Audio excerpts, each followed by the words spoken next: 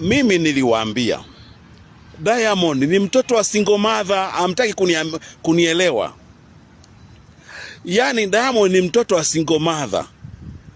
Akili yake imekaa kimama mama. Sasa ifikiria enda Kigoma kule. Unawaita wanamuziki wenzako kenge. Yani kenge yote aseme.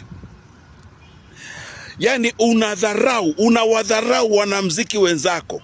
Unawadharau wasanii wenzako. Hebu fikiri Diamond akifikia utajiri kama wa kina Mo. Si atatemea mate wa Tanzania usoni. Yani anadharau yu kijana. Aka kijana ni laana kabisa yani.